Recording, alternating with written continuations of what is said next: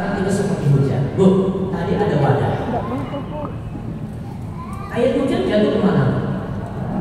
Ke bawah, ke bumi ya. Ada lembah, ada tanah di situ ya.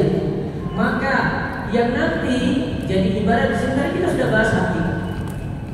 Hati untuk menerima ini.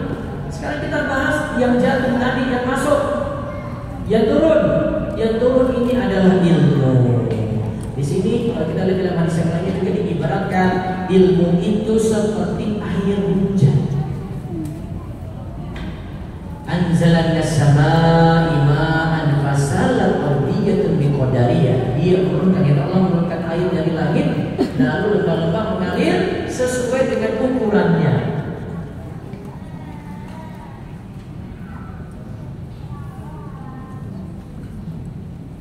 Ayat ini menggambarkan bahwa ilmu itu seperti air hujan. Bu, hujan ada macam-macam ya? Ada hujan apa sih?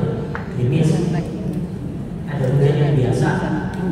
Ada hujan yang deras. Kira-kira ilmu itu cocoknya dengan hujan yang mana? Hah? Gerimis. Gerimis yang nggak ada apa-apa. Deras? Bu, deras banjir bu. Deras banjir bukannya. Alhamdulillah kalau Jogja nggak terlalu ya, nggak seperti di daerah lain ya, daerah sono bu ya. Kalau sini hujan seharian pun ya nggak terlalu. Kalau daerah sono tuh ya sono bu, hujan seharian saya bisa berdelat gitu. Lawan kalau di Jogja, apalagi di gunung itu, karena di atas kalau gunung itu berarti Jogja. Nah, hati-hati. Jadi hujannya di sini, hujan turun dari langit seperti hujan yang biasa. Dan hati manusia seperti lembah yang berbeda-beda dalam kapasitasnya. Bu, ini kan catat. Lembah itu ada yang kecil, ada yang luas. Berarti kalau lembahnya itu makin luas, kalau ilmu masuk, makin banyak berarti bu. Maka kita bagi hati ada dua bu. Ada hati yang sempit, ada hati yang lapang. Hati yang sempit bu, nerima cuma yang kecil saja. Dia gak bisa muat banyak. Tapi kalau hati yang lapang, bisa menerima apapun, nasihat apapun dia bisa terima.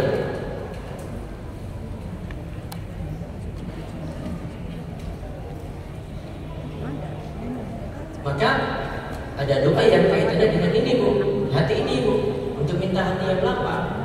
Coba jadikan lihat doa ini. Rabbi shrah li sadri wa yassir li amri wahlul 'uqdatam min lisani yafqahu qawli. Wahai Rabbku, lapangkanlah dadaku. Dada dibuat lapang, bukan dibuat sempit. Kalau hati yang sempit bu, mau masuk apapun nanti terbatas. Tapi kalau hati yang lapang, masuk ilmu, masuk kebaikan, masuk amal soleh, udah buat semuanya tuh. Lalu dikatakan oleh Imam Al-Qayyim di sini, hati yang luas mampu menampung ilmu yang banyak. Sedangkan sebagaimana lembah yang lebar mampu menampung banyak air. Sebaliknya hati yang sempit hanya mampu menampung sedikit ilmu. Sebagaimana lembah kecil hanya menampung sedikit air. Maka lebih bagus kita memiliki hati yang apa bu? Sempit apa hati yang lapang? Hati yang lapang. Oke, itu sudah di halaman tadi. Sekarang saya bahas tentang keadaan hati yang lebih dalam. Hati mungkin kita lupa. Sekarang dia di sini ada 3 macam hati. Lihat di halaman 19.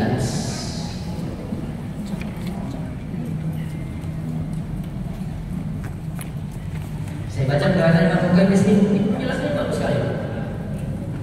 Ada 3 macam hati. Kita nanti mohon pada Allah hati yang 3 nanti. Jangan hati yang pertama, jangan hati yang kedua. Dikatakan oleh Imam Al-Qayyim, sebaik-baik hati adalah hati yang mampu menerima kebaikan dan menjaganya dengan baik.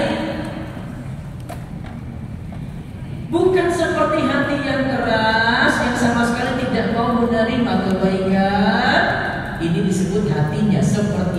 batu.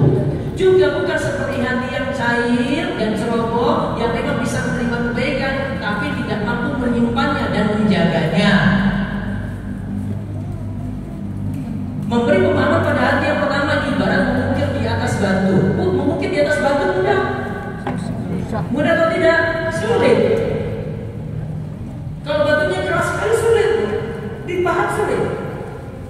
Justru hati yang paling baik adalah yang lembut namun kuat. Ia menerima karena kelembutannya dan mampu menjaga bentuknya karena kekuatannya. Memberi pemahaman pada hati seperti ini ibarat menggambar di atas lilin atau bahan sejenisnya. Maka kita bagi di sini, dia terletak di bawahnya. Hati itu ada 3 macam. 1, Ibu kasih nomor di sini sekarang. 1, hati yang keras.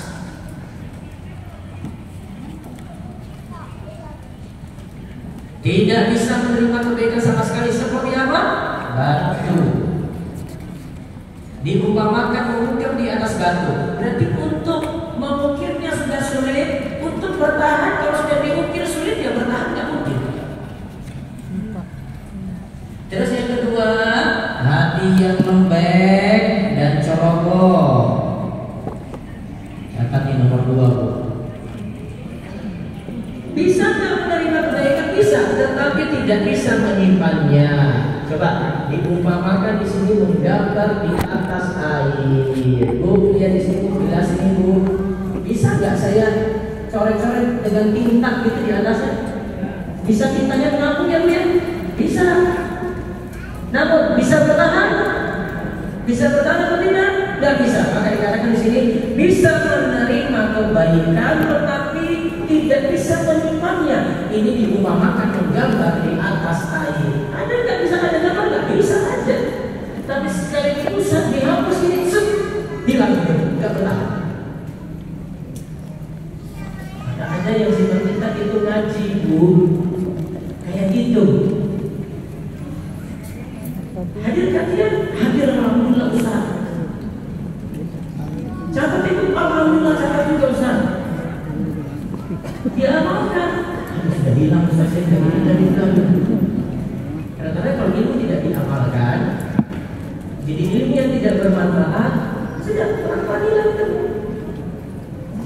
Beda kalau ibu dapat satu ilmu. Seperti tadi kita sudah ajarkan doa, Allahumma inni a'udzubika min ilmin la yanfa' wa min qalbin la yakhsha wa min nafsin la tashba wa min dawatin la yastajabu. Lah, coba ibu praktek ini ulang-ulang doa itu terus. Sama seperti tadi ada doa untuk masa itu. Allahumma inni ala dzikrika wa syukrika wa husni ibadatik. Ibu praktekkan ulang-ulang tuh. Maka terjaga terus. Terus yang ketiga, hati yang terbaik di sini, Bu. Hatinya itu apa? Lembut sehingga bisa menerima kebaikan. Kuat sehingga bisa menjaganya. Lembut sehingga bisa menerima kebaikan dan kuat sehingga bisa menjaganya. Diumpamakan tadi oleh Imam Qayyim seperti lilin. Lilin, Bu, itu bisa mengukir, mudah sekali. Masih bisa bertahan, masih bisa. Maka tadi pembahasan kita dalam doa itu, Allahumma inni as'aluka ilman nafi'a. Tadi doa yang kedua, Allahumma inni a'udzubika min ilmin la yanfa'. Yang dimaksudkan sini adalah kita mohon pada Allah supaya hati kita seperti lilin, lembut, mudah diukir, mudah bertahan. Mudah diukir, mudah bertahan. Maka mudah-mudahan Allah karuniakan hati kita seperti yang ketiga ini. Nah, kita balik ke perkataan Ali tadi di halaman kedua. Kita lihat Ali katakan manusia itu terbagi menjadi 3. An-nasu salah satu. Ya, manusia terbagi menjadi 3 jenis. Pertama kata Ali, seorang alim rabbani, orang berilmu yang juga mendidik.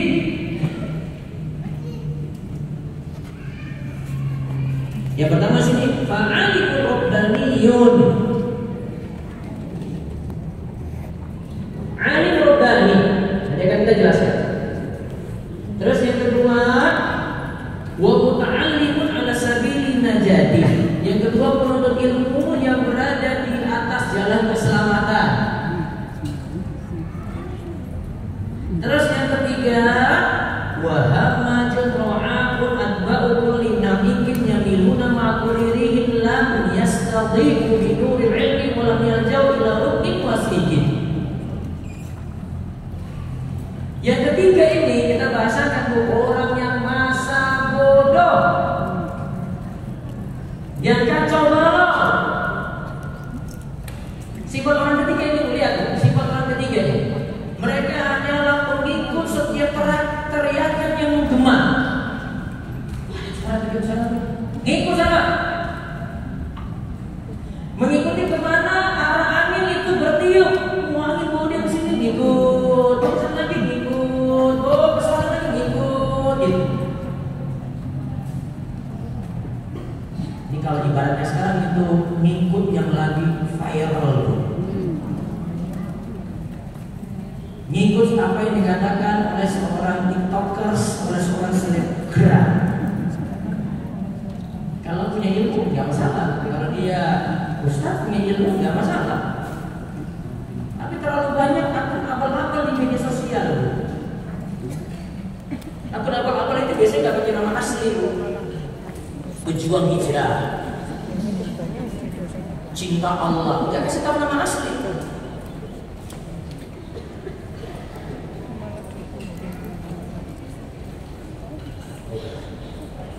Terus yang lihat lagi sifat berikutnya, mengikuti kemana arah angin bertiup.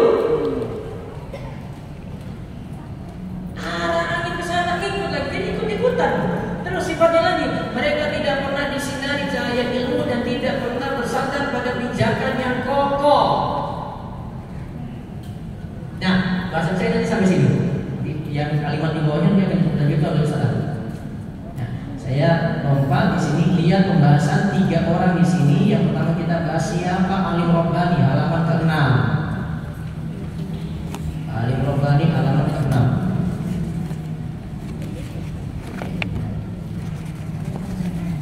Siapa alim Rabbani?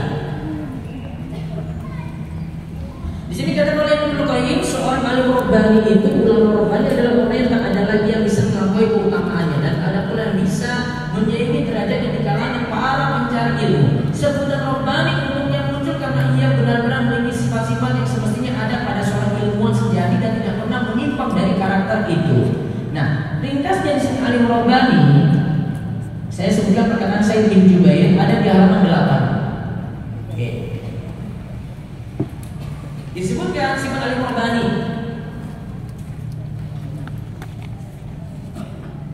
Rabbani kata Said bin Jubair, hukama wa fuqaha. Sifat alim Rabbani yang pertama, yaitu bijaksana, penuh hikmah, dan yang kedua mendalam dalam fikih. Saya ulang, yang pertama dia punya sifat hikmah, bijak. Tidak hanya berilmu, tapi bijak.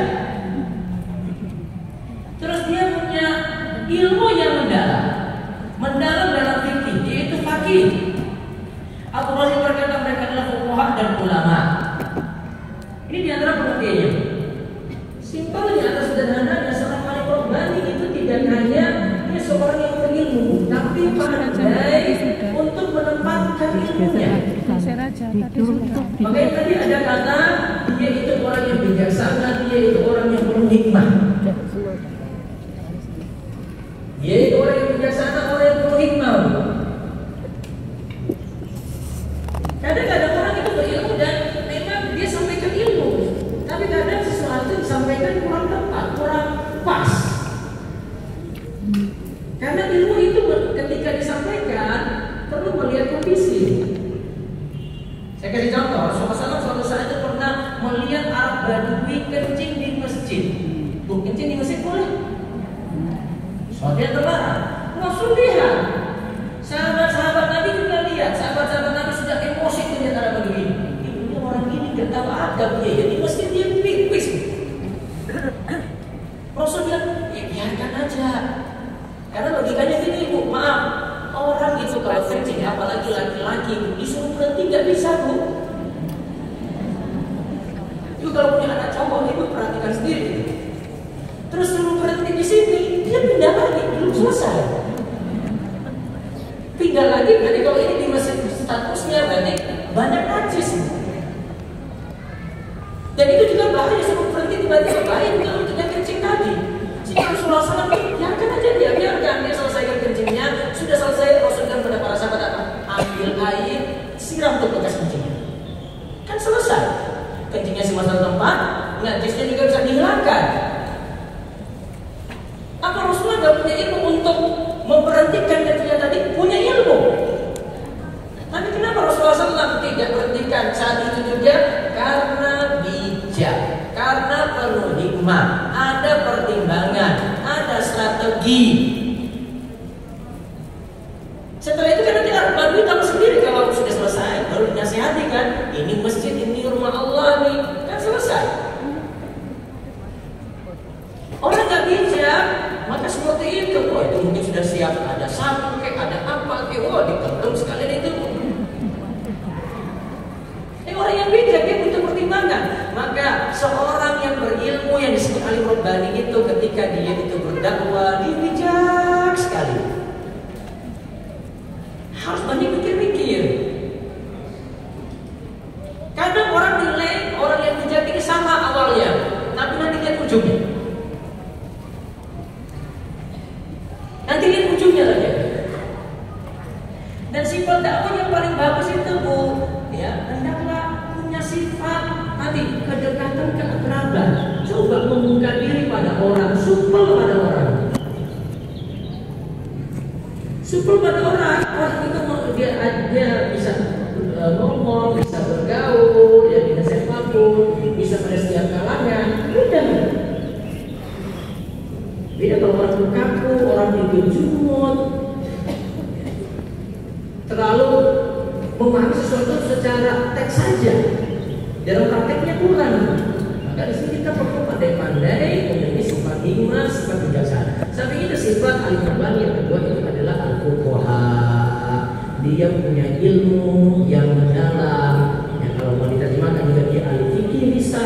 Kita katakan juga di sini dia punya ilmu yang mendalam. Terus yang kedua, penuntut ilmu yang belajar demi keselamatan dirinya. Saya langsung sebutkan di sini sifat-sifat penuntut ilmu aja. Jadi ibu tahu sifat-sifat penuntut ilmu yang sejati.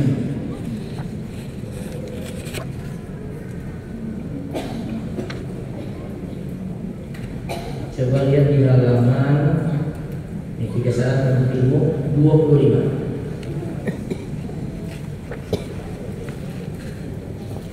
Kapan kita disebut benar dalam belajar?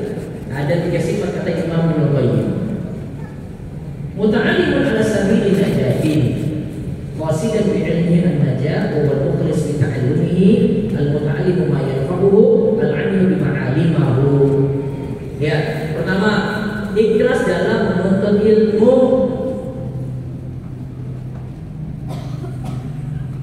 Berarti dia menuntut ilmu untuk cari ridha Allah, bukan